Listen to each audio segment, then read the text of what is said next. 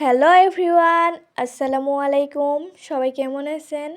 আজকে আম্মু রান্না করবে পায়েস। এখন আপনাদেরকে দেখাবো। একটা পাতিলের মধ্যে দিয়ে দিচ্ছে দুধ। এই যে দুধ দেওয়া শেষ। এবারে ভালোভাবে নেড়ে নিচ্ছে। আজকে আম্মু মাটির চুলায় পায়েসটাকে রান্না করতেছে। আর সরি বলতেছি, কারণ আমি চাল আর নারকেলের ভিডিওটা নিতে পারি নাই।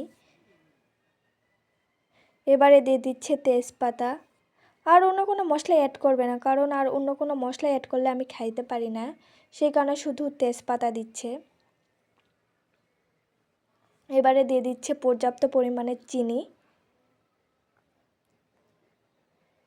ভালোভাবে নেড়ে নিচ্ছে, কারণ যেন চিনিটা দুধের সঙ্গে মিশে যায়। আর এবারে 5-6 মিনিটের জন্য ফুটাইতে দিচ্ছে। এখন আপনাদেরকে আমি ফাইনাল লুক দেখাবো। এটাই হচ্ছে পায়েসের ফাইনাল লুক।